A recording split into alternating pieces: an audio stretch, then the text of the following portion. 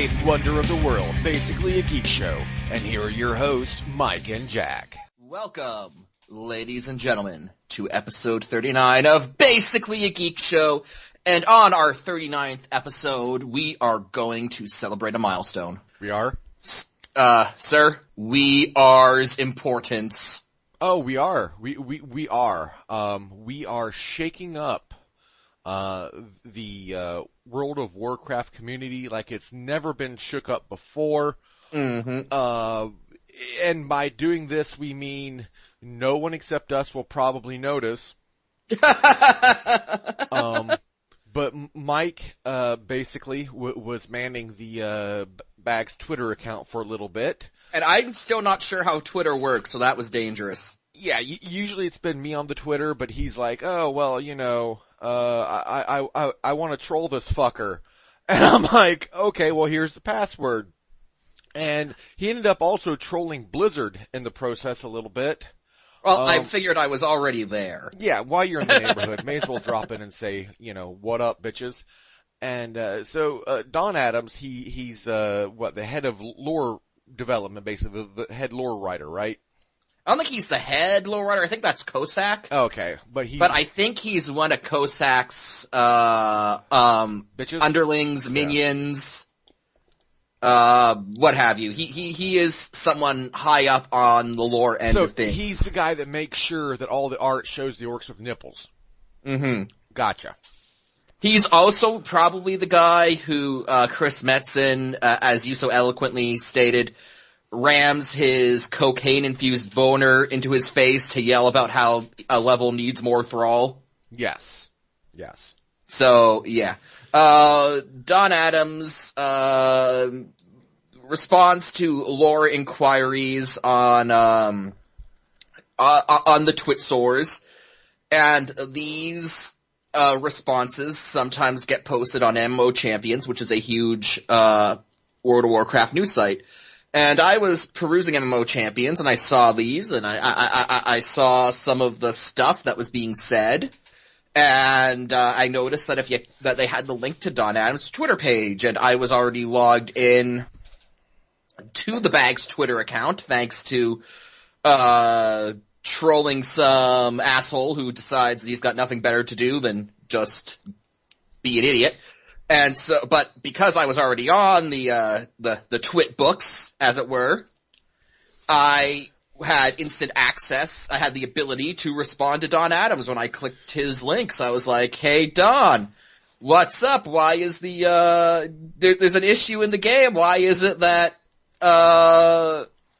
Horde players trying to, put out the Alliance's Wicker Man for the Hallows Eve event aren't flagged for PvP?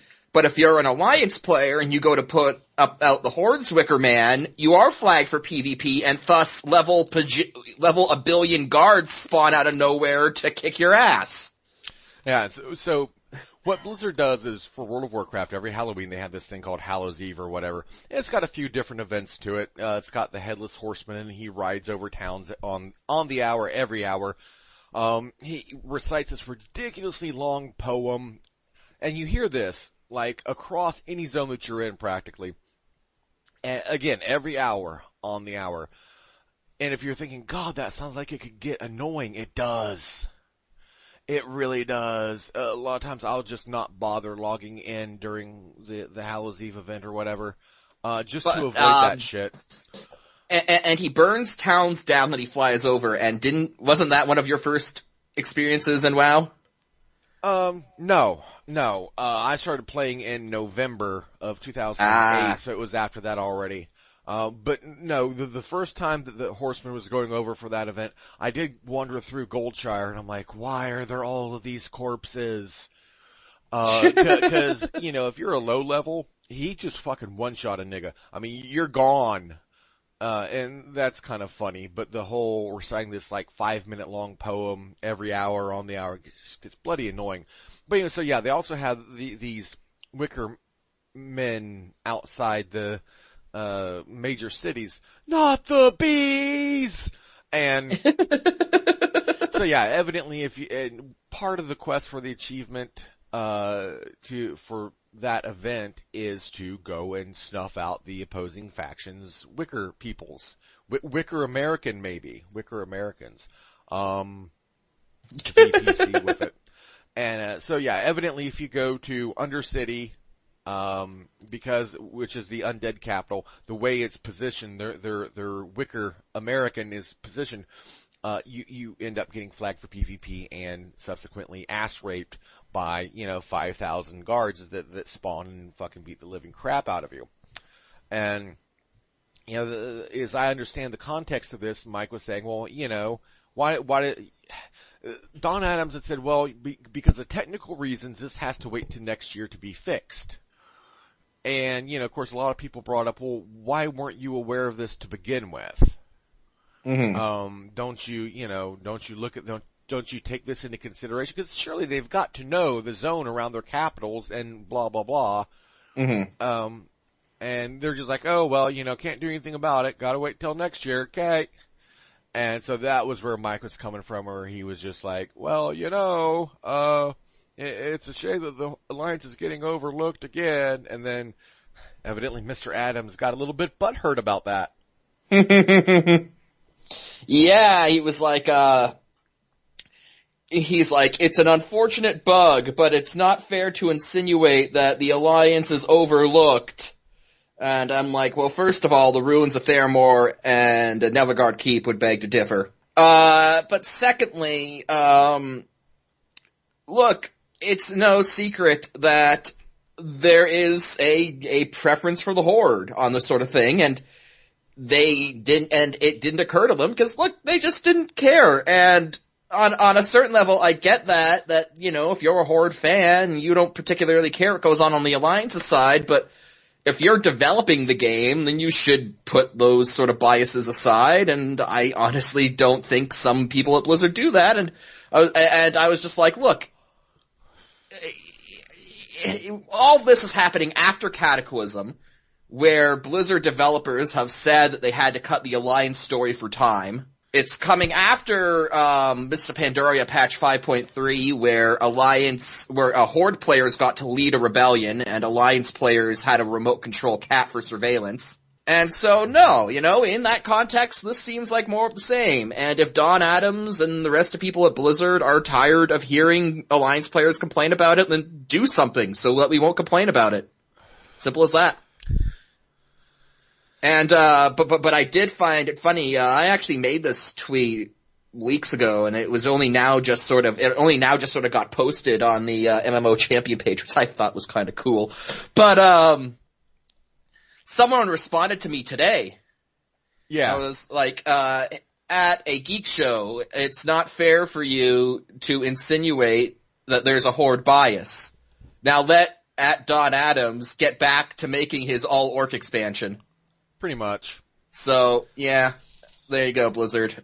Maybe it's time to just stop the orcs and the Horde and the Tower Gar bullshit and, rein it in. Well, the thing is, I I don't think this particular instance, to be fair, I don't think it is a case of Horde bias. I think it's just I think it's worse, actually. I think it's a case of, incompetence. Cause this is the second problem that they had. Because the first was, again, involving an Alliance area, Netherguard Keep, where, you couldn't go into the trick-or-treat pumpkin and click on that towards progressing for your quest or your achievement. They did fix that. To be fair, they did fix that. But it's kind of like, okay, guys, it's not like this Halloween event that they do is anything new. They've done it every year for fucking 10 years now, of which I've been around for 5 or 6 of them. And so it's not like this is anything new. They're aware of the changes they've made in the game. Someone should say, oh, hey, maybe someone should go and look over the holiday events and make sure everything jives. Because we're probably going to have similar problems for and I forget what they call the Thanksgiving event. But they'll have problems for that, and they'll probably have Pilgrim's Bounty or something. Yeah, Pilgrim's something or other the fuck. And then also for Wintervale, because they all have similar things where you have to go around in the world and do shit. So there's probably going to be, similar types of issues manifested themselves for those events too. And you would think they would have, some intern or somebody, fucking go over this shit and make sure everything jives, and that people can complete this shit. Cause for a lot of folks, since these events only come around once per year, it can take someone 2-3 years to, finish them if you don't quite get to everything in one go round. Well, it was a weekend. I had nothing to do, and I was just sort of on WoW. I was like, you know what? I'm gonna go just click on all the fucking trick-or-treat pumpkins in the Eastern Kingdoms for shiggles and get that achievement. And I was doing all of them, and then I get to Netherguard Keep, and I'm like, because it gets blown up with the Iron Horde. Yeah. And the fix they did was they added a bronze dragon. Bronze dragons are like the guardians of time. And so there's like this bronze dragon just outside of Blasted Lands, and if you talk to them, they'll phase you into an earlier version of Blasted Lands before the Iron Horde shows up, and then you can click on the trick-or-treat pumpkin in Netherguard. So they did fix that. That seems like a really roundabout solution. Wouldn't it have been much easier to just remove that requirement from the quest? I suspect it's going to be something. I suspect it's one of those things that it's like, well, once it's live, it's impossible to fix, and I wouldn't be surprised if we saw Netherguard Keep removed entirely from that achievement next year. Fair enough. So yeah, we are shaking the World of Warcraft community to its very roots. I know. Almost managing to get noticed by someone that matters at Blizzard. Stay tuned next week when we will have Chris Metzen on the show. Yeah, no, that's not probably going to happen. Yeah. I sent Dave Kosak actually a thing on the Twit source. He didn't respond to me, but then again, I didn't expect him to. I thought you were going to say, I sent Dave Kosak an invite to come on the show. Jesus Christ, Mike, what the hell? Well, no. David Kosak, the lead quest designer, and I think the lead writer on the lore team now that Metzen's taken a more managerial position. He tweeted announcing that Metallica was going to be at BlizzCon. Right. And so, he tweeted out, BlizzCon band announced, super excited!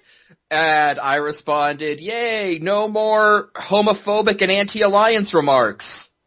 Oh, who did that? Corpse Grinder from 2011. Really? They, you know how the Horde, some Blizzard employees have a band called the Tauren Chieftains? Right, Elite Tauren Chieftains, yeah. Well, they're friends with a heavy metal band, not affiliated with Blizzard. And I don't forget what they're called, but their lead singer is a guy by the name of Corpse Grinder. Oh, well, that's his. Is this the guy who said that all Alliance players should go fucking commit suicide? Yes. Okay, that fucking treasure. Yeah. And I think he also said we're all a bunch of faggots too or something, right? He did, yes. Nice. Yes. So. See, and this is just proof that if you want positive change in the World of Warcraft community, this goes to the guides that we have given on the show time and time again. It's not constructive change until you call someone a faggot. It's just not. It's just not. Indeed. And the funny thing is I remember that particular incident. It took Blizzard forever to comment on that.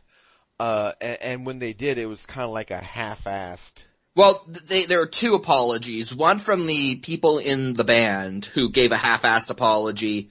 To be fair to Blizzard, the president of Blizzard Entertainment did comment, and that was more of a genuine apology. So I will give them that, but yeah, the first one was kind of half-assed. Yeah, when you... Blizzard should be like, hey guys, would you mind not telling 52% of our player base to kill themselves? That would be great. That would be, if you could just go ahead and do that. That'd be golden. We would love that. So yes, we are mattering. We are important. We are in no way, shamelessly promoting ourselves with this. And we in no way, just be aware that, God damn it, we matter. Anyway.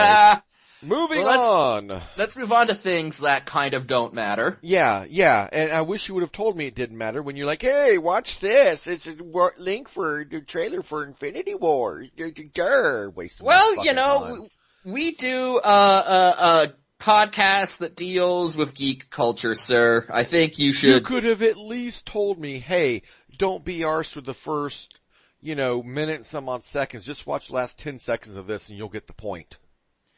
Yeah, so, Jackass. In our last show we talked about, Marvel Phase 3 and how that was gonna, be capped off with Infinity Wars, Avengers Infinity Wars, 2 parts, first part in 2018, second part in 2019, and a brief note, Zach on basically a sports show actually mentioned something. If they're telling us Avengers 3 is coming out in 2018/19. Okay, that means this whole thing wraps up in 2019. That's 5 years away. Are we supposed to care for 5 years? Well, evidently they think yes.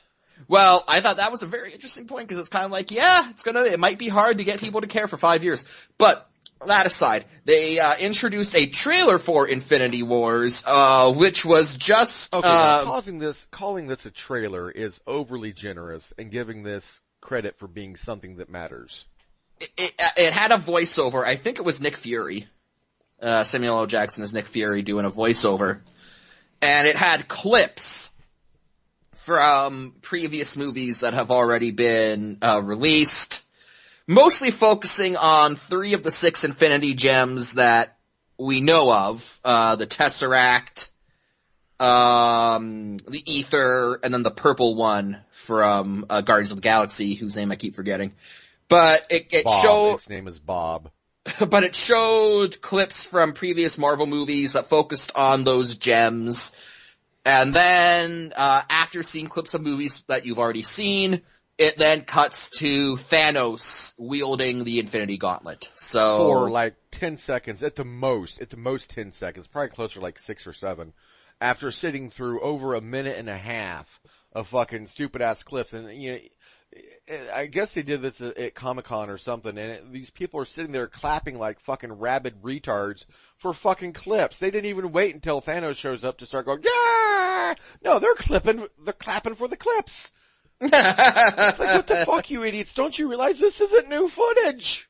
It's not new footage, but it's this kind of, we're at the height of the fad, sir, where minimal effort needs to be put out, because anything with Marvel's name is going to get a standing ovation now. And we're at the part of the fad where the fad can do no wrong even when it does. So, people clapping for clips. It's going to be interesting to see if that's going to be the case in 5 years. Maybe it is, maybe it isn't going to be. But I don't think it'll be the case after fucking Ant-Man. Ant-Man might be one of those things where people try really hard to pretend they like it, but over time that kind of falls away. Yeah, I don't know. I think, I've said my thoughts on this before. I'm not going to bother to rehash them, but, this whole thing of this fad being what it is now, I think it's cool in a way, but it's doing us a disservice because, as with anything that becomes real popular, it eventually gets homogenized and bastardized and everything like that. That's not me trying to be a hipster or anything like that. That's just saying the truth. I mean, whenever really something just, and I won't even say goes mainstream, because there's mainstream as in people are like, yeah, I like that. That's pretty cool.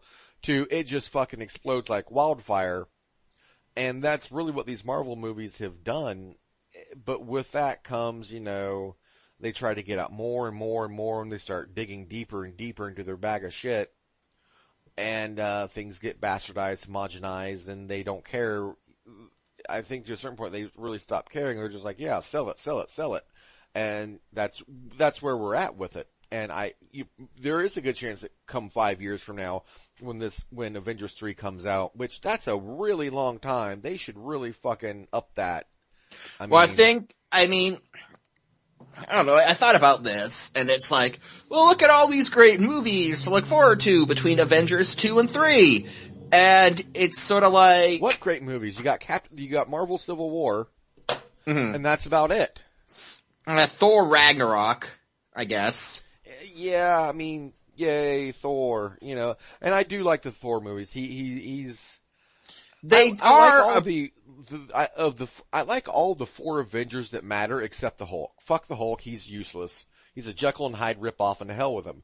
But, you know, Iron Man, Captain America, and Thor, I do like all of them. Just not equally. Iron Man, of course, being my favorite. But, you know. So yeah, there's Thor 3, or Loki 4. But I don't know, you know, there's the potential quality of the movies, but then we've also got to consider that, how many people actually care about some of these standalone movies, and how many people actually are just sort of, view them as time wasters until the Avengers capstones. Like, okay, look, I like Thor. I really do. But I heard a lot of people say, yeah, Thor 2 is just sort of wasting time until Avengers 2 shows up. And, you know, that's kind of hard to argue. Look, I'm a big Iron Man fan. I'm not gonna deny that Iron Man 2 was just sort of a time waster until the Avengers showed up. That's the way I felt about Captain America 2. And so it's sort of like, if you're gonna string people along for 4 years and you're gonna try to get them to buy into all of these movies, again, maybe it works, but maybe it doesn't. And if the premises don't excite people, then wow, you might lose them. The whole point is to try. Your whole point is Marvel's on such a hot streak that people want to see everything that they're doing. The problem is that can turn around rather quickly. Interestingly, you kind of see this in the wrestling business. It's kind of a saying in wrestling business that when a promotion is hot, it can do no wrong, but when a promotion is cold, it can do no right. And it kind of can change on a dime like that. So, I don't know, it's sort of like, well, it's 4 years until Avengers 3 Part 1. Well, that's another thing that's annoying. Yeah. But, you know, we got 3 years until Infinity Wars Part 1, 4 years until Infinity Wars Part 1. And so after Avengers 2, after Age of Ultron, what is there gonna be there to really hold people's attention? And it's like, Captain America Civil War, that'll be interesting. Thor 3, possibly, and then it kinda drops off, and it's sort of like, well, are people gonna wanna stick around to see the Inhumans? Maybe. Maybe they will. I kinda don't know what to expect now after Guardians of the Galaxy made $600 million, but, it kind of does, I'm kind of just left going, well, we'll see. And that's sort of where I'm at now. We'll see. Infinity Wars, I'm actually more interested to see what comes after Infinity Wars, because I get the feeling that Infinity Wars is going to sort of be the final, you know, capstone to the current Marvel Cinematic Universe.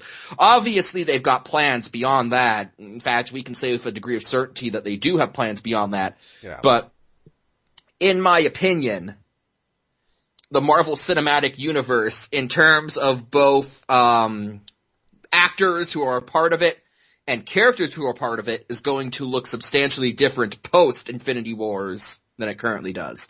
So I think Infinity Wars is going to be the end, the swan song of this current era of Marvel movies, and then we're gonna see like kind of, I don't want to say a reboot, because I don't think they're going to be rebooting anything strictly, but a focus on new characters and new actors from that point forward, because I don't think they keep a lot of their current actors on after Infinity Wars, just due to the amount of films that people are contracted for and films that are paced between now and then. Yeah, and with, at least in terms of the ones that I care about, well, we know, I mean, Captain America, he's not even going to be present for Infinity Wars, is he? Well, no, I guess he is. We don't know.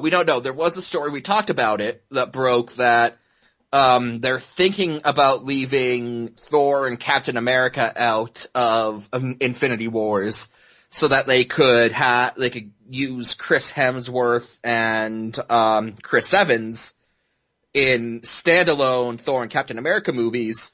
Which is just asinine. That seems like that wasn't confirmed to be what's happening. It might have been just an idea that was picked up on, but I honestly don't see it happening. I don't see how you do an Avengers movie without those two.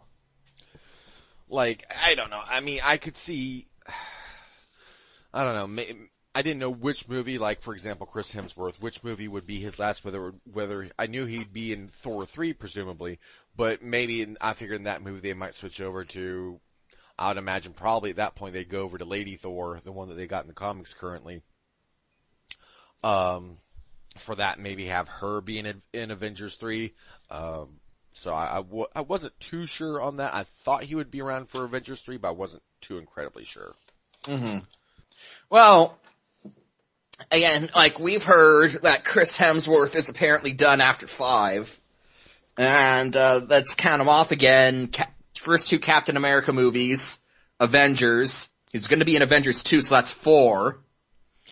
And then you'd have to say that Civil War would make 5, unless they worked out a deal. Chris Hemsworth is Thor. Evans is Captain America. Chris Evans, yeah. So, again, 2 Captain America movie, Captain America First Avenger, Captain America Winter Soldier, Avengers 2, and then, so presumably, Civil War is 5, but, I assume they would have maybe worked out an extension, but yeah, I honestly don't see Robert Downey Jr., Chris Evans, or even really Chris Hemsworth. I'm not saying they're gonna leave entirely, but I'm saying that their presence in the Marvel Cinematic Universe, and thus the characters they play in the Marvel Cinematic Universe, I'm just saying, I wouldn't take them being around post-Infinity Wars as a given. I wouldn't either. And I think, for the most part, as far as I'm concerned, that post-Infinity Wars, there's not going to be a whole lot there for me to give a shit about, to be honest. Well, they're going to try to make you give a shit. Again, it's sort of like... And they will fail. Stuff like Ant-Man, for example, is to try to get characters in place for them to continue on. Oh, I know. Yeah. And so how that works out. Yeah, I mean, I know that's their plan. We heard the straight dope on that, and I still think, yeah, there will probably even be Avengers movies after Infinity Wars, of course, but it won't have the same people in it, and it's going to have probably a bunch of what I would consider to be B-listers, or even lower in the case of Ant-Man, and I'm just not giving shits. I mean, maybe I'm not, maybe if I were more of a pure comic book fan, I would give shits. But the thing is, like, that's going to be most of their audience, though, their movie-going audience, though. Most of their movie-going audience are people like me who have had some exposure to the comic books, but not a whole lot, who are aware of the characters, but don't know every little bit of depth and lore behind them. I mean, I'm a pretty good example of their main demographic in that respect. And once you get rid of the people that I'm used to seeing and the characters that I know and that I like, then sorry, fuck you. Well, I mean, it's like, okay, people like Robert Downey Jr. as Iron Man. Given Robert Downey Jr.'s comments, I don't think we see him as Iron Man post-Infinity Wars. I don't see people like Captain America. I don't see Chris Evans sticking around. I mean, there are ways to keep Iron Man and Captain America around, but just not Tony Stark and Steve Rogers. Yeah. I mean, there's always a possibility. Colonel James Rhodes in the comics had a stint as Iron Man, so you could always put Don Cheadle in the Iron Man suit and make him the new Iron Man post-Infinity Wars. When Captain America dies, he's replaced by Bucky, the Winter Soldier, as Captain America in the comics, so they could always go that route. Bucky O'Hare. But, So they could do that, but in terms of, it's going to be interesting. Again, post Infinity Wars is going to be a very interesting period, just to see, for example, who's around, who they have under contract, what characters they are using. I mean, I consider myself a hardcore comic fan, and if Tony Stark's not in it, that'll be a harder sell than if he was. For me, I can say that personally. Yeah. I like comic books, but there are some but I like comic books, but I don't give a crap about the Inhumans. And of course, it's up to that Inhumans movie to change my mind on that. But, if it doesn't work, it doesn't work, so.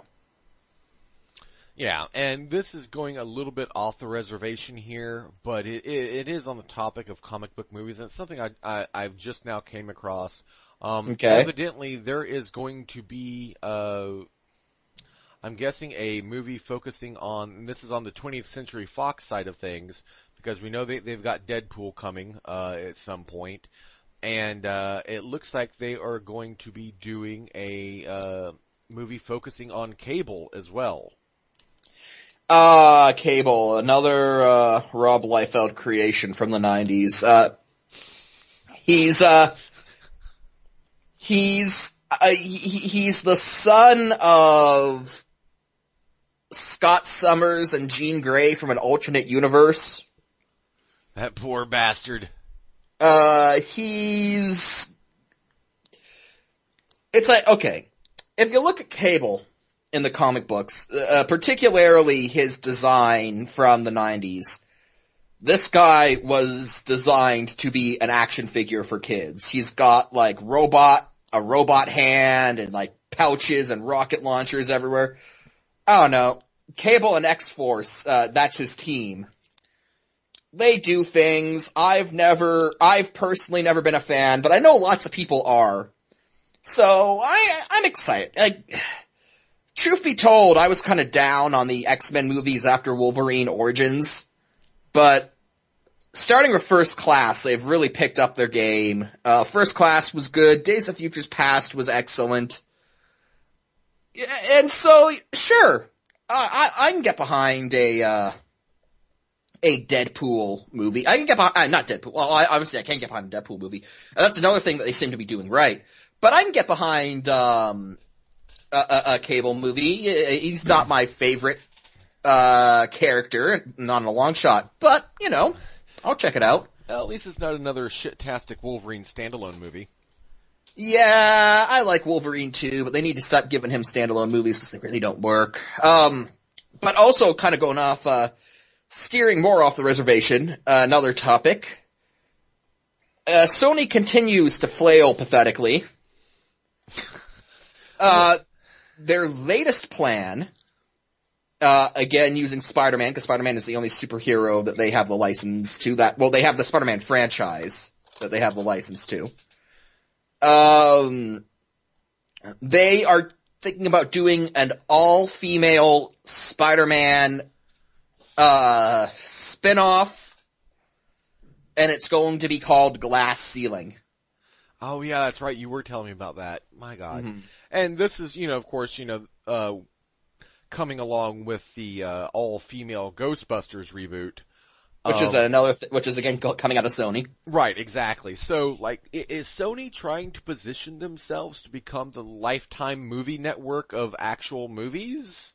Look, I'm not arguing against having positive, strong female role models and all that bollocks. I'm not arguing against that. I'm just saying, this is the same argument I put out with the Ghostbusters thing. It's something of, have interesting characters, be they male or female. If you really want equality, then find the actor or the character that best fits the story that you're telling, and wherever the chips fall, they fall. Mm-hmm. To say, well, I want an all-male cast or I want an all-female cast, guess what? It's equally, as far as I'm concerned at least, equally quote-unquote chauvinistic or what the hell ever sexist, to say one is the other. But again, you have that kind of mentality where, okay, well, if you say, well, we're going to do an all-female cast, then some people, not all, but some people will say, oh, well, they're forward-thinking, they're progressive. But if you say, no, we're going to have an all-male cast, misogynists! It's that kind of double standard that you see these days. And it's like, if something's going to be equal, then by God, let it be equal. Quit pandering one way or the other. I just find it I just find this sad it's going to be a joke. I just find this sad in a simpler perspective. Look, Amazing Spider-Man 2, really didn't do as well as Sony thought wanted it to. They've been in a tailspin ever since. Venom, we've heard, is canceled. Which is a mistake. The Sinister Six movie that they're going to do, which was going to be a spin-off of the Amazing Spider-Man series, is now, people are calling it a reboot after the reboot. And now we've got this whole female-led thing, and it's like, this whole all-female thing. And it's like, look, the fuck are you doing, Sony? Like, you obviously have no idea what to do here. I mean, you obviously do not have any idea what to do, and you're just throwing ideas out. You're panicking, you're making rash judgments. Venom, that movie we're working on, stop it! Sinister Six, make it a reboot after we already rebooted everything! All-female cast, because reasons. This is just a studio that has no idea what to do. I mean, we can take Warner Brothers to task for how they've handled, DC's cinematic universe, what with, shoehorning everything into Batman v Superman, but at least they have a clear vision. At least they know what they want to do, and at least they have a clear path forward. And for better or worse, they're actually sticking with it. That's the thing. Sony, if you're going to flail about pathetically and hilariously throwing things out, at least let them hit the wall to determine if they stick before you change your mind. They're not even seeing an idea through. They're not even making any of these movies. They're wasting, time and money on these concepts of these movies and then scrapping them before they even begin filming, I think, in most cases. So what the fuck is this accomplishing for them? Mm-hmm. Indeed. I maintain that the Venom movie would have been a good idea. I think it really would have been. And I think what they're doing is they're looking for a way to set themselves apart from the Marvel movies, and because that's where you got the thing of the villain-centric movie. Now I think that's where you're getting the thing of the, all-female cast. And they're trying to find something to set themselves apart from Marvel. I still maintain that a villain-centric movie would have been good, potentially, and that Venom would have been a great choice to do that with. But they evidently now think differently. The one good idea that they possibly could have had, they've thrown out the fucking window. So. And again, we might just reboot the whole damn thing again. Yeah, why the fuck not? Reboots all around. Let's reboot the reboots. As someone said, reboots halfway through the movie. Yeah, pretty much. And so, yeah. I mean, I would love for there to be a Spider-Man movie where it'd be a reboot, and then as soon as the new Peter Parker sees the new Uncle Ben get shot, it instantly reboots. And that's the entire movie. It reboots again, and then he gets shot, and then it reboots again. And every time it's different cast members and different directors, and you have to sit through the credit sequence again. That would be fucking epic. But yeah, I mean, DC at least has a plan, and they have a vision that they're carrying out. Marvel obviously has a plan and a vision. Fox, after stumbling a bit, seems to have a plan and a vision. And again, the fact that they have the X-Men license basically says that they can make entire franchises out of one franchise. So, they're good there. And you see these three studios who, at the very least, you can say they all have a plan moving forward. And here you just have Sony going, we don't know what's going on, and how about we do a thing with women? No! Reboots! How about we do a thing with women? Nice. Something wonderful just happened. So, Sony, go home. You're drunk. Yeah, oh god. Yeah, their idiocy. At this point, they're in kind of this category where I look forward to hearing what they're doing, just out of morbid curiosity, because at this point it's just so fucking hilarious. You almost wonder what they can do next to make things even more of a self-parody for them, and they have not disappointed me yet with that. I just say bite the fucking bullet and make a Amazing Spider-Man 3. Either do that, or just give the rights back to Marvel. Yeah. Though, speaking of things that are quite potentially bound for hilarity, you and I's favorite sci-fi epic of all time, is getting a television miniseries sequel, courtesy of SyPhy. Oh, God, yeah. What is this? Ridley Scott, isn't it? Yeah, Ridley Scott is signing on to do 3001, a Final Odyssey, which will be a miniseries produced by the SyPhy network. Yeah, that's a thing. Now, look, guys, Mike and I are aware that, 2001 is regarded as this huge fucking epic and blah, blah, blah, awesome and blah, blah, blah, critically acclaimed, and guess what? Boring as fuck. Yeah, fuck that movie. I think one time my mother had bought a copy of it on VHS, and, I tried to put it in the VCR, and I swear the VCR said, "I'm sorry, Jack. I'm afraid I can't let you do that." I know, horrible contrived joke, but still, the movie's just fucking ass. I'm sorry, but it is worth noting that this is going to be on the SyPhy channel. These are the fuckers that gave us Sharknado. Did they give us Sharknado? Yes, yeah, Sharknado and Sharknado 2. They were sci-fi. They were sci-fi originals. Okay.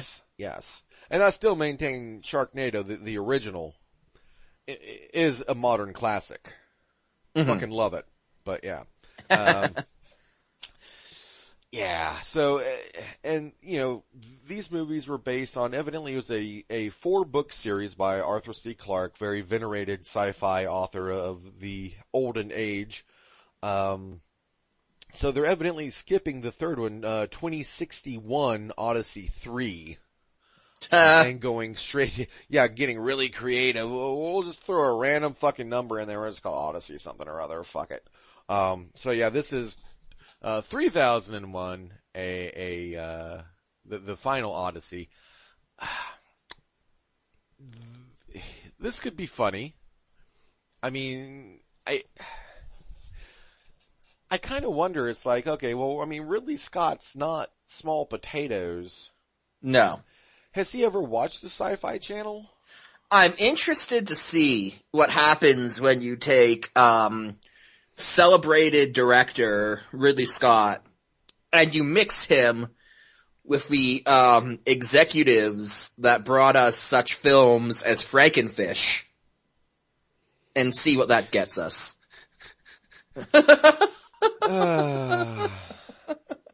Let's see. And evidently the script is being written by Stuart Beatty, whatever. Pirates of the Caribbean at World's End and I, Frankenstein. Fuck, both those movies sucked.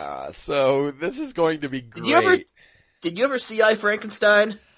I believe that I did. No. Aaron Eckhart plays Frankenstein's monster who survived, and now he's doing a bad Batman ripoff.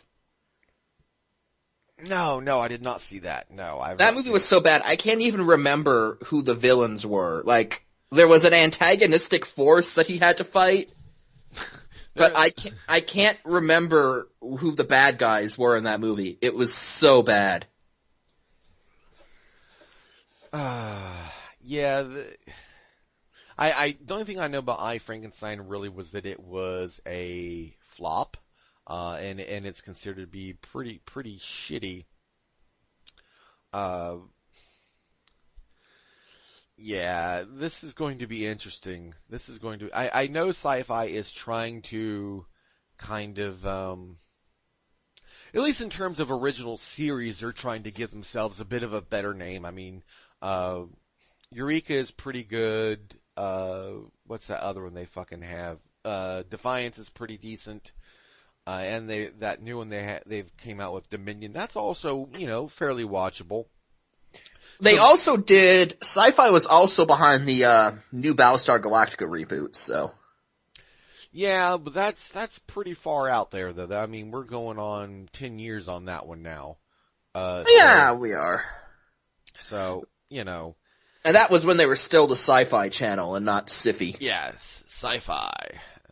SyPhy. And that means, if your cable network stops carrying SyPhy as a result of some kind of contract negotiation, you can call your cable channel, your cable provider, and ask them why you are syphilis. Indeed. In fact, you should do that. I will indeed. But, I just don't, look, I'm not gonna watch it. I'm just gonna, not gonna lie. I don't like the hate come. I don't like 2001, A Space Odyssey. I just don't. I can admire it from a technical perspective, when it comes to the technical aspects of filmmaking. But, look, I'm not opposed to, like, thinking and stuff, but the thing about thinking, I am. Well, but the thing is that, look, if I want to have, if I want to think deeply about history, or politics, or religion, or man's place in the universe, if I want to engage my mind in that sort of topic, then I'm gonna read a book, or I'm going to watch a documentary, that details, that goes into depths about the origins of the universe, or I'm going to have a discussion about politics or religion with, someone who I know, is also interested in those topics. The point being is that if I go to the movie theater, or I put a tape in my VHS player, and I still have a VHS player, actually. Or if I put a DVD, in the PlayStation, if I'm watching a movie, I want to be entertained, and I'm not opposed to movies having deeper themes. But at the same time, in my opinion, they still need to find a way to marry that to a compelling narrative and interesting characters. And a movie that's just really an audio-visual experience that tries to probe deeper questions about existence and history. No. No, I can and do go elsewhere to stimulate my mind in that fashion. Yeah, I'm with you on that. I don't mind if a movie, or TV show or whatever tries to present some underlying thought-provoking theme. I mind when it becomes ham-fisted, crammed down your throat, over the top, and it basically is that piece of fiction's only reason for existing. And that is what it's there for, and that is it. And 2001 for me, it was a little bit too, it was a lot of it, over the top, very kind of, that seemed to be its only reason for being. And entertainment first, philosophical bullshit second.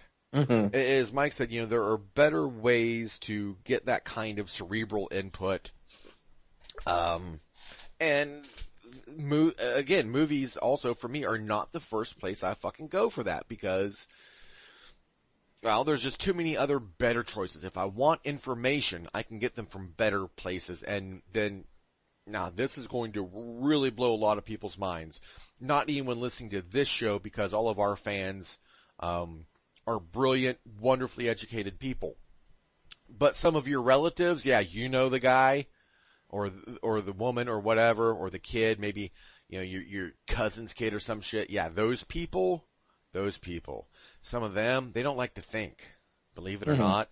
If you're sitting in a room full of people right now when you're listening to this, look around you. Everyone but you in that room does not know how to think properly. And, we, of course, being the ones who bring you this weekly dose of just utter broadcast excellence, we do think for ourselves. And we prefer to do that over letting someone in Hollywood do that for us. And, again, I don't know. It's just that a lot of times, brilliant filmmakers, do not make for brilliant philosophers. So, there's also that to keep in mind.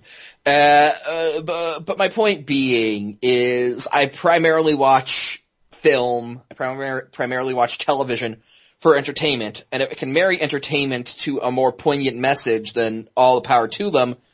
But beyond that, I'm not interested in watching something that just forgoes the entertainment in lieu of the message. Right. And 2001: A Space Odyssey, I think, tries to present. It exists solely to try to provoke philosophical discussion. The story does, and I'm sorry, that's not what I go see a movie for. If I want to partake in philosophical discussion, I will seek out better avenues to do that. Yeah. Again, it's that point where once you forget the entertainment portion, as far as I'm concerned, if you're in Hollywood, or if you're in the business of producing, directing, whatever, writing movies, TV shows, whatever, if you're in the business of doing that, and then you begin putting some kind of political, religious, philosophical message, whatever, above the entertainment, then you're forgetting how to do your fucking job. Mm-hmm. And that's my thing also with, actors who go on these political crusades on both sides of the political spectrum, liberal and conservative. Shut the fuck up, know your role.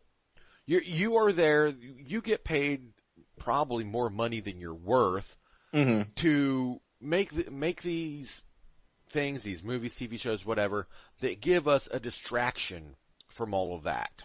You are a performer, not a theologian, not a political scholar, not a religious scholar. Shut the fuck up, sit down, stop thinking you matter, and go learn your lines. The same rules apply to them that apply to us. Go have a conversation with your fucking friends or whatever. That's what they're there for. That's not what we are here for.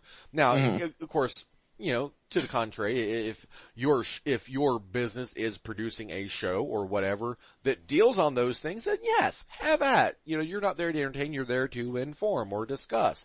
And hello, special guest star Rami. Sorry about that. Oh, no, she's fine. My kitty decided that she was going to nuzzle and purr into my microphone. It's been a few weeks since she's made a guest appearance on the show, so, But, so, that's my whole thing on that. And I don't know anything about these books. I've never read them. Arthur C. Clarke was never really been one of my favorite sci-fi authors, to be honest with you. But I might watch an episode just out of curiosity to see what it's like. I'm gonna tell you right now, if you're gonna bother giving this a chance, it's gotta be the first episode. 'Cause, okay, the whole 2001 series is not something that you can just pop in the middle of and expect to figure out what's going on. Well, no, it probably would. I mean, it would be the first episode, but what I'm saying is actually the main reason why I'm going to give it a look is because I want to see if SyPhy fucks this up. I would love for, like, you know, if we could have a Sharknado event in 3001, that would just, god damn, that would be bonerific. A what? A Sharknado event. Oh. in like 2001, like, there you go, 3001, a Sharknado Odyssey. Fuck yes, sign me up. Sign me up right the fuck now. I think it's hilarious marrying the sensibilities of Ridley Scott and marrying the sensibilities of the Sci-Fi Channel. Well, that just seems rife for hilarity. Yeah, and that's why I'm interested in this. That's why I brought it up to you and thought, you know, we should talk about this, because it's comedy gold waiting to happen. I mean, just the mere idea of it. You know, I can see Mr. Scott sitting there and, you know, whoever his agent or his secretary, whatever, is be like, hey, SyPhy called. They want you to do, you know, 3001. Really? Who are they? Oh, have you ever seen that movie, Sharknado? That's them. Oh my god, I love that movie. Sign me up. I don't think Ridley Scott loves Sharknado. Well, he should. Everyone should. Well, if you don't love a shark eating a man and him cutting his way out of it with a fucking chainsaw, then there is something horribly wrong with you. Was the man in question Bruce Campbell? Sadly, no. Then I'm not interested. Well, there's something horribly wrong with you. Probably. I've been told. Let's move on to the realm of video games. We've got some Blizzard Entertainment trademarks kind of circling back to our good friends at Blizzard. I'll ask them all about this on the Twit Soars. I'm sure they'll get right. I'm sure they love us right now. We're in tight with Blizzard. They responded to our tweets, yo. Yeah, totally. But so Blizzard, 2 trademarks have come out. What was the first one? Overreach? Overwatch? Overwatch, okay. And the second was Eye of Azshara. Yes. Now let's start with Overwatch. Nobody seems to know what that's for. It doesn't even make sense to me. I mean, it's I've an heard ability you use in XCOM to shoot at an alien on their turn if they run in front of you. I don't fucking know. I've heard that it's a code word within Blizzard to refer to a project that's being conducted. That apparently there is some secret project in Blizzard. I guess after Titan, they needed some sort of secret project. But that, this secret project was codenamed Overwatch, but I don't see why that would need to be trademarked then, if it's just an internal code word. Yeah, that doesn't make sense either. So I don't know what's going on there. I've heard another rumor that it's going to be the name of an FPS game that they're working on. Basically that, okay, if you break it down, Blizzard has in the MMO RPG genre, that's World of Warcraft. They've got, an in the RTS genre with StarCraft. They got Diablo as sort of like the single player kind of game. What else do they have? They've got, Heroes of the Storm, a MODA entry. And they've got Hearthstone as sort of like the addictive card game that you sort of play on your phone. So, the idea is that they've got an entry into all of these genres, and that Overwatch would be the name for their entry into the first-person shooter genre. That is another rumor I've heard. Maybe. But the thing that really concerns us, though, is Eye of Azshara. Because, that's got WoW, World of Warcraft, written all over it. For those who don't know, Azshara was the queen of the Night Elves 10,000 years ago in the lore. she went a bit crazy and wanted to marry Sargeras, who is essentially WoW Satan. To Satan. And when that failed, and when Sargeras' invasion of Azeroth was turned back in the War of the Ancients, Azshara and her followers were turned into Naga by the old gods. It happens. So, the Naga played a role in Cataclysm. Not much of one, but they did sort of start off a storyline that seemed to be heading in a direction that had to do with Azshara. It actually went uncompleted because they couldn't find a way to make the final water raid, and the Naga, of course, are a water-based race, work. Right. The water raid would have involved the entire raid being underwater, so that would have been the worst raid of all time. Yeah, thank God they didn't do that. But as a result of them not doing it, the Azshara storyline that they kind of started in Cataclysm was not concluded. So people are speculating that Eye of Azshara will be the next WoW expansion. And that when we come back from Alternate Universe Draenor and Warlords of Draenor, we're going to come back and we're going to deal with Azshara and her Naga minions. And some people are saying this is going to be the long, fabled Self-Seas expansion that they've been hinting at for some time. Well, now, what I'm hearing also is that for some reason, and I still don't understand why, but for some reason, MMO champions seem to come in they never even seem to mention the possibility that it would be a World of Warcraft expansion. They said that it was going to be a Hearthstone expansion. And that does not make sense based on what MMO Champion's sister site, Hearthpwn, yes, that's what it's called, it said that they feel that they know about a would-be Hearthstone expansion. That it would be basically based around mechanical units, like golems and things like that. So that is the complete antithesis of anything having to do with Azshara. Yeah, Azshara and the Naga, they're basically sea serpent people. So there's not there's not a very strong mechanical theme there. Yeah. You wouldn't call a mechanical based expansion for Hearthstone Eye of Azshara. Just wouldn't work. So I don't know, it's possible.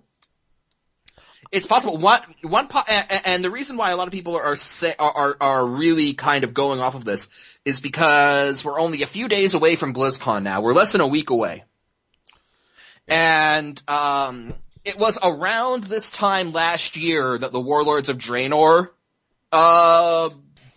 trademark was released. Right.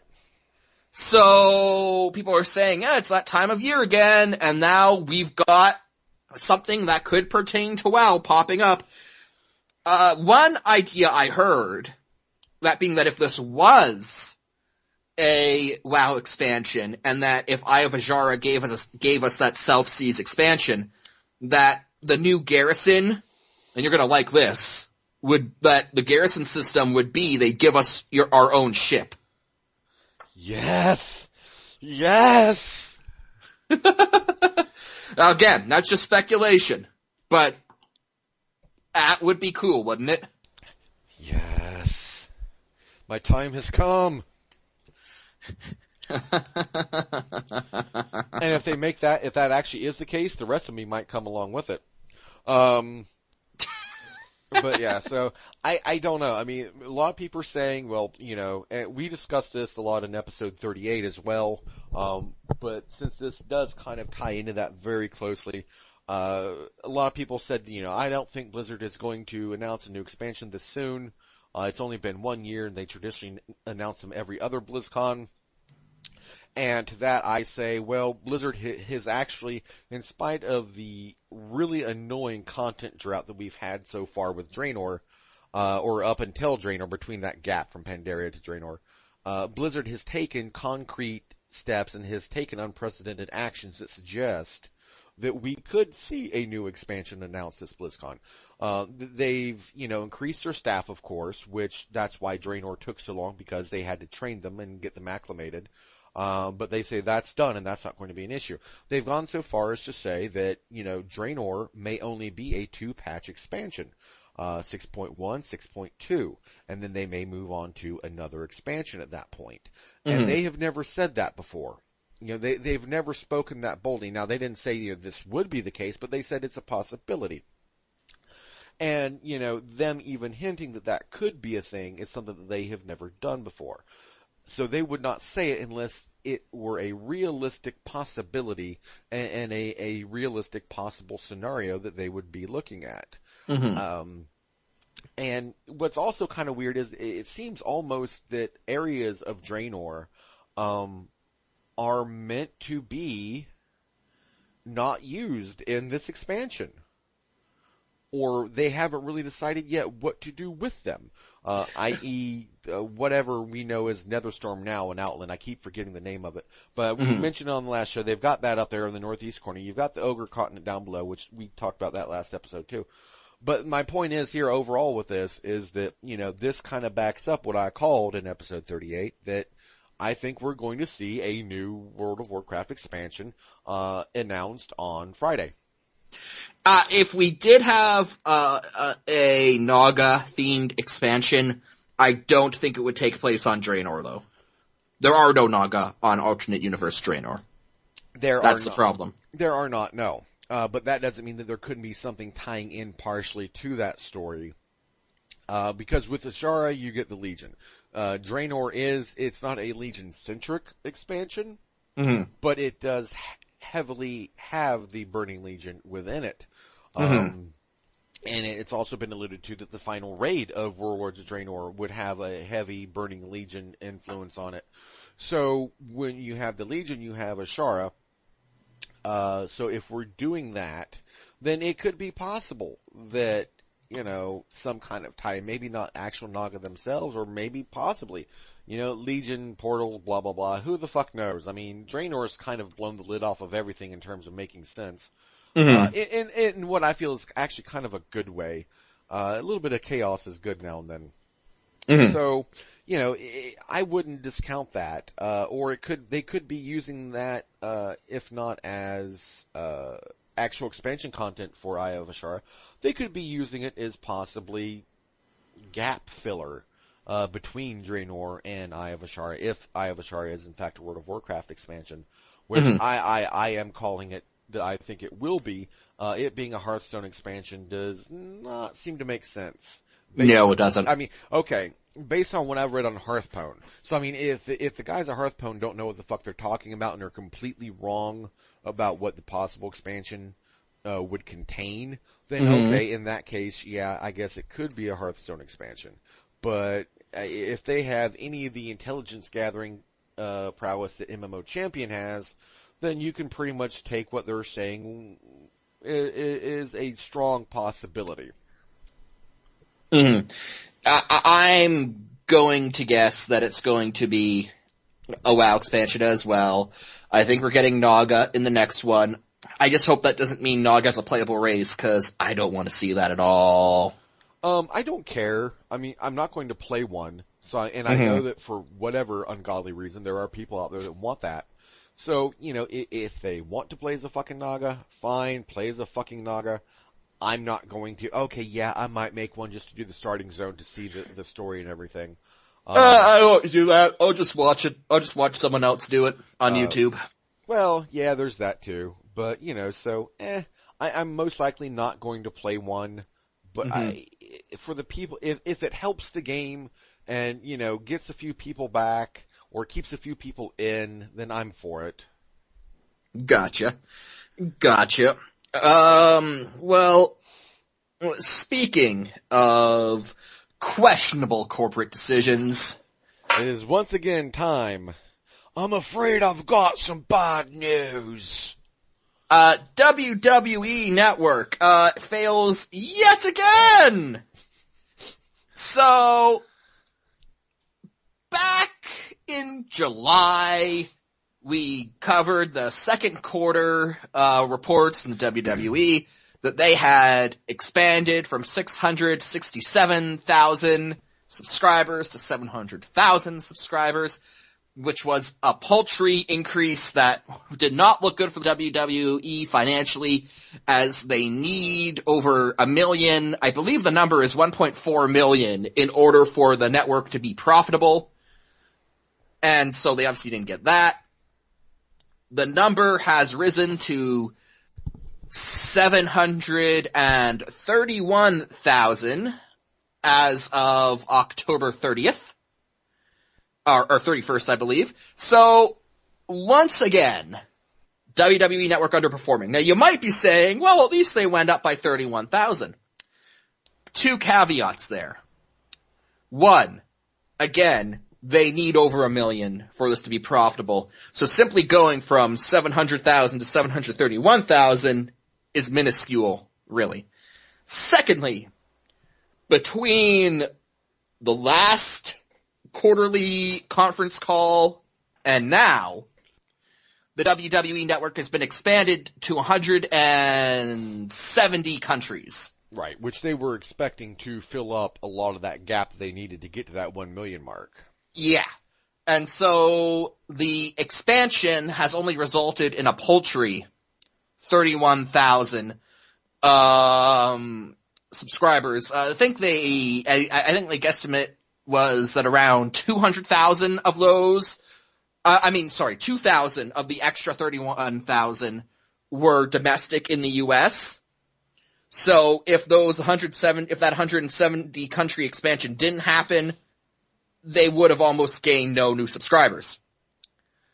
But even with that, around 29,000 subscribers for 170 countries is not good on their end.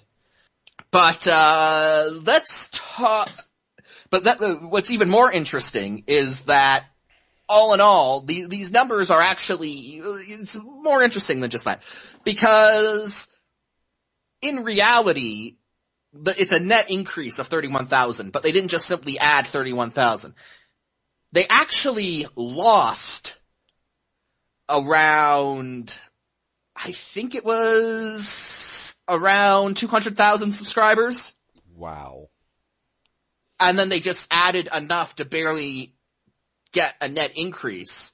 But what that says is that from July to now, people have 200,000 subscribers chose not to renew their network subscription. Which is telling. Now, how is the WWE responding to this, besides gutting their developmental program and their undercard? A Hunger Games themed pay-per-view featuring the middle card, right? Yep. Yeah, we're gonna take all the mid-carders, Hunger Games themed, we're gonna get empty arena, we're just gonna give them all like a knife, and the one guy left standing gets to be Intercontinental Champion. I like it. But no. What they're gonna do is, the network's gonna be free for the month of November, and they're getting rid of the 6-month commitment, so now you only pay $9.99 month to month. You don't have to commit to 6 months. Here's the thing that really bugs me about the whole free November thing. They're essentially giving away their pay-per-views, the Survivor Series pay-per-view, because this network thing has gutted their pay-per-view market. Pay-per-view sales have been in the toilet. Night of Champions was historically bad from a purely pay-per-view buy rate perspective. So on the pay-per-view front, they're probably not going to make a lot of money off Survivor Series. But the network won't even be providing much revenue on that front, because November is going to be free. And if November's free, then that means everyone who signs up for the network in November gets Survivor Series for free. One of their biggest pay-per-views, the big 4 pay-per-views, are the Royal Rumble, WrestleMania, SummerSlam, and Survivor Series. Survivor Series is actually the second longest running WWE pay-per-view after WrestleMania. It's a pay-per-view. It's a pretty big deal as far as pay-per-views go. And they're giving this one away essentially for free.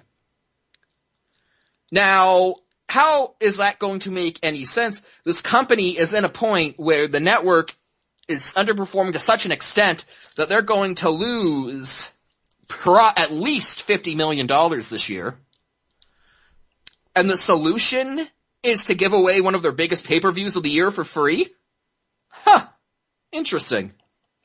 Now, another thing they tried to do, I watched Raw last night, was that they've now started promoting matches entirely on the network. You're familiar with the wrestler known as Rusev, the Russian, right? Right, yeah.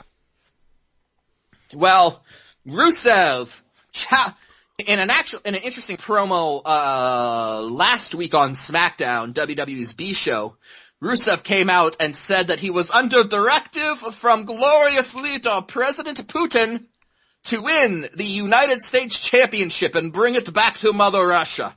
Well, the current U.S. champion is Sheamus, who is Irish, which adds a really interesting dynamic into this whole Rusev versus the U.S. thing.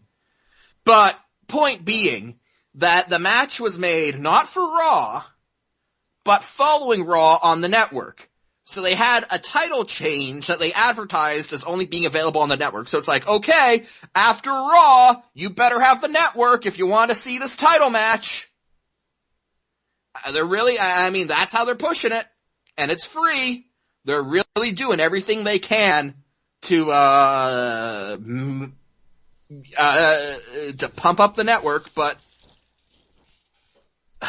I just don't see it working, because at this point, they haven't realized that they're preaching to the choir. They keep telling people how great the network is, and it's a great deal. But the problem is that everyone who knows it's a great deal and who wants to take advantage of that deal has already bought it. And that's the problem. Because 731,000, again, the market for this is between 500,000 and 800,000. They're right where they should be, actually, in terms of subscriber numbers. The problem is that that's not enough to make this thing profitable. In all honesty, the network, the pro wrestling business was a bad industry to try this with. There simply aren't enough fans within that demographic who buy something like this to make it worthwhile. At least not yet. This should have been something that the WWE did maybe 5-10 years down the line, after the technology for the over-the-top streaming services had become refined enough that you could make it profitable at 700,000 subscribers. But they're just not there yet. And that's the problem. You're not going to get much more than this. You've hit the top tier of what you're going to get. Yeah. Everyone else who hasn't gotten the network, they're not gonna get it, period. So, either find a way to make it work with 731,000, or just cancel it. And that's not going to do that. He's crazy, man. He's crazy. No, Vince has too much of an ego to that go. But what are your thoughts on all this, man? Because I'm just dumbfounded. I mean, it's interesting watching the WWE network fail. I admit, as a WCW fan, there's a degree of schadenfreude involved here. It's like, haha, bitches. But I mean, God, this is just turning into another one of Vince's forays that ends in total disaster, only this time it's affecting his core business.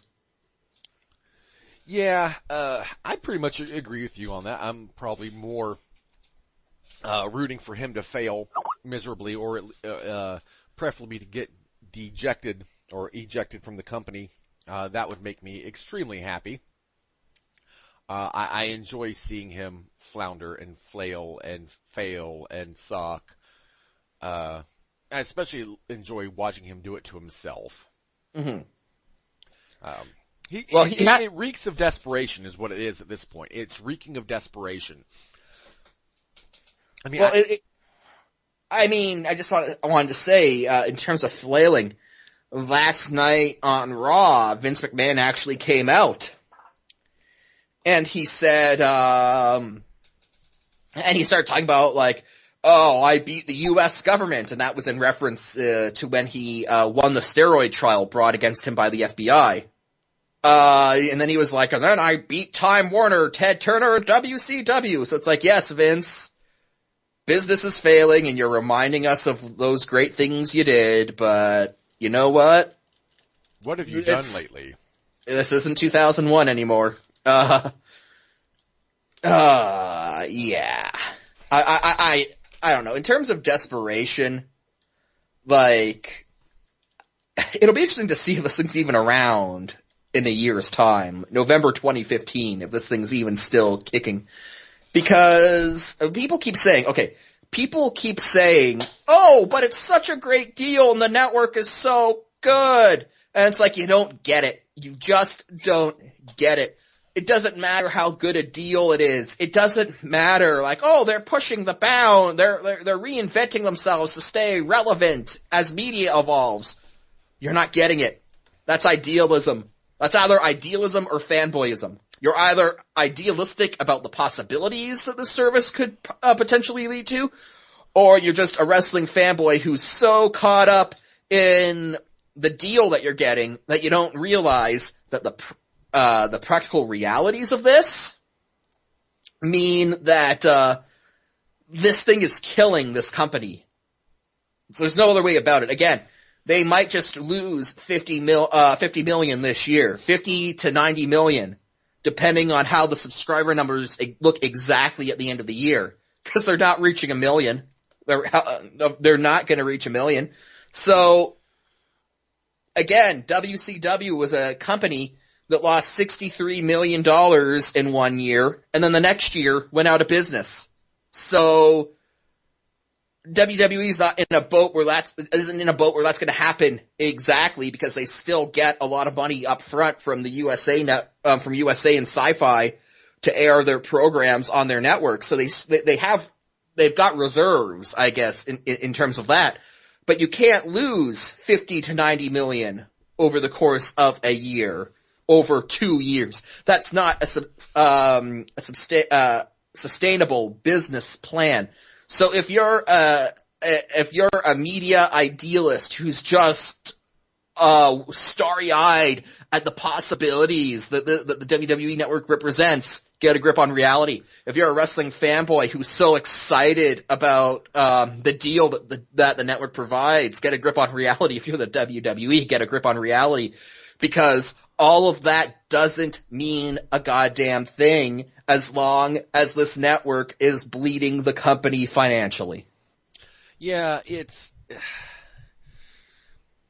I think, honestly, this is going to end with the network being terminated, not by Vince, but with his successor, because I think probably, if this continues as it is, he will be forced to step down and it'll be handed over to Triple H.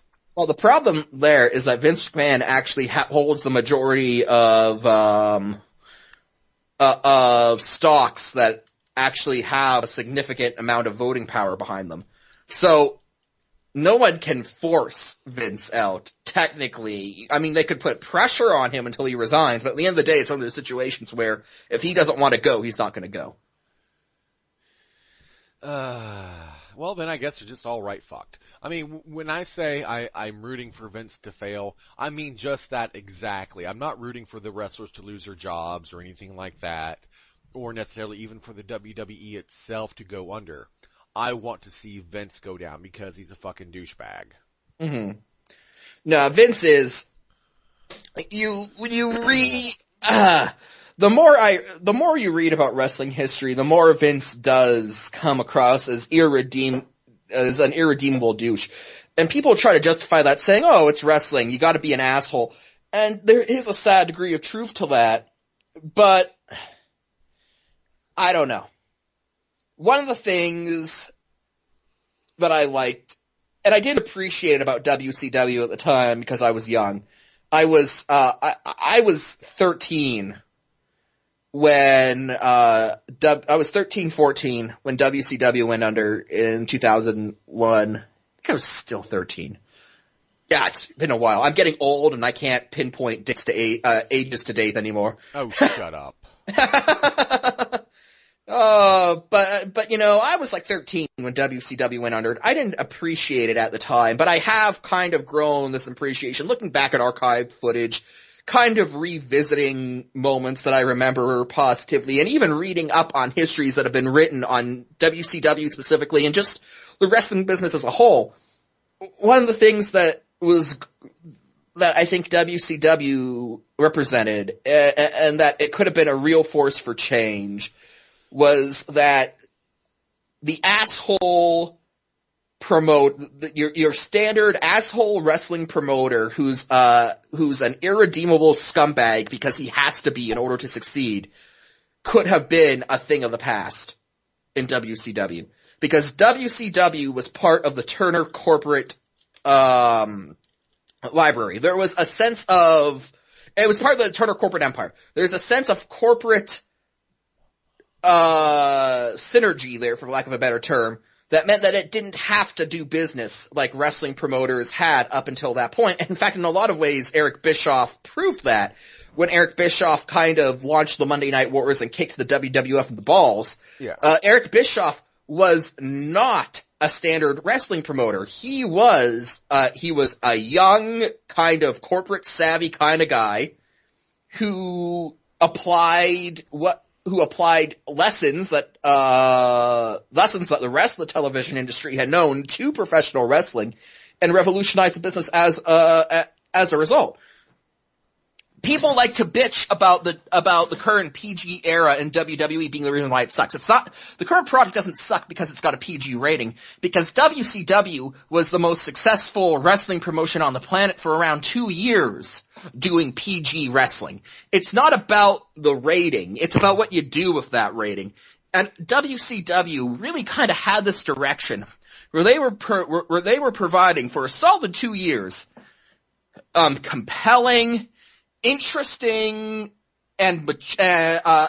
programming aimed at a mature audience that still didn't cross into the crassness and the assholishness that the WWF Attitude Era would. That they kind of did to compete with WCW. So I think under WCW, people like to go on about, how a corporate mentality can kill a wrestling promotion. No, I disagree.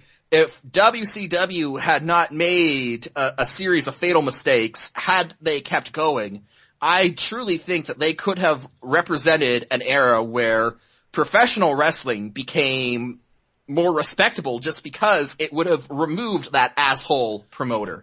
And Vince McMahon, despite the fact that he likes to say that he wasn't like all of those old promoters with mob ties and whatnot, bullshit. Vince McMahon is still your prototypical 20th century wrestling promoter who is an asshole, who's a scumbag, who treats his employees like animals, and that he runs into the ground until he has no more use for them before tossing them aside.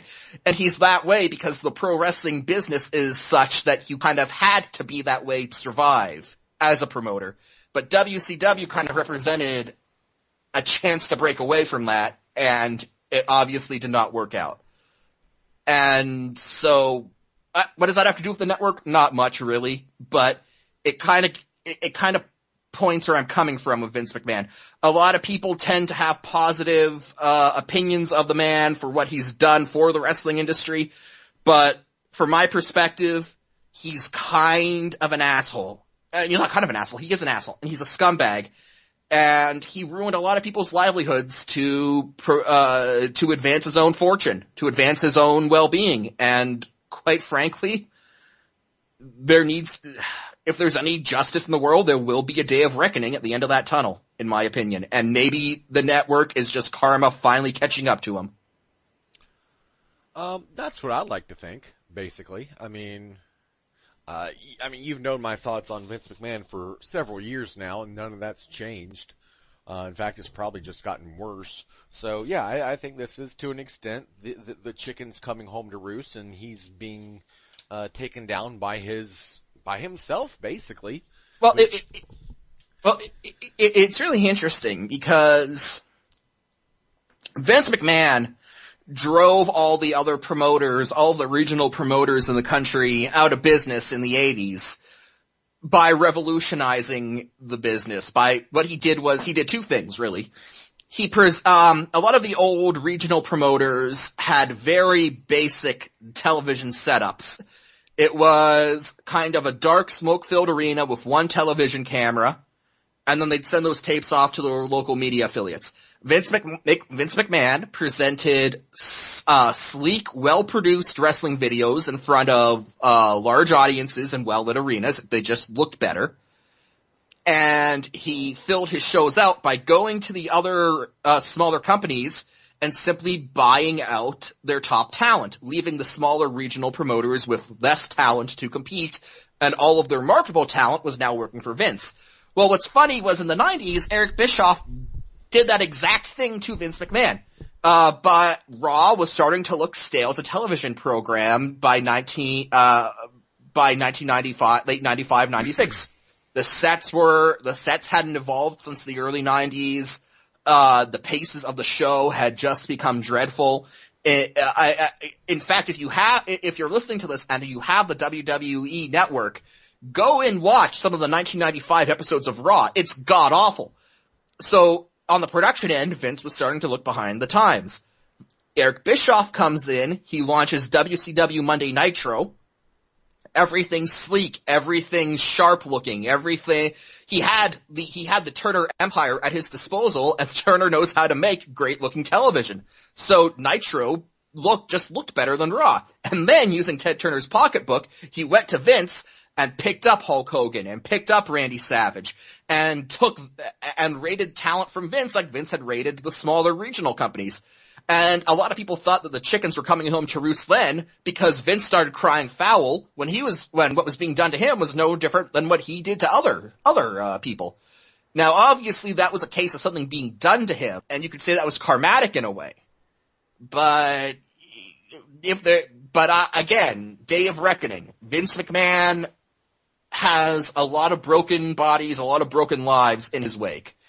And if there's any kind of moral force at work in the universe, then again, there's going to be a day of reckoning on that front, and maybe this is it. So, look, if you have the network and you enjoy it, I don't know what to tell you. If the full version of the network was available to me in Canada, I'd probably have it, and it sounds like I'd enjoy it too, because it is a great deal. But it being a great deal just has no bearing on the cold hard facts of the situation. The reality is, it's killing this company, and I'm gonna stop short and saying it's gonna put the WWE out of business because, the combination of their TV deals and just sheer survivalist instinct tells me that they're going to not let it get that far, but again, you never know. How they recover from this where the network isn't profitable and the pay-per-view market is shot, I don't know. So we'll see going forward. But Vince McMahon, you brought this on yourself. Uh-huh. And with that, we're gonna wrap up episode 39 of Basically a Geek Show. You can catch us on Twitter, at a Geek Show, where I pester Blizzard Entertainment. You can catch us, at basicallyasportshow.com, email us at basicallyageekshow@gmail.com, Stitcher, Spreaker, YouTube, iTunes, all that good stuff. For Jack, this is Mike, signing off. Good night, everybody. Okay. You got it.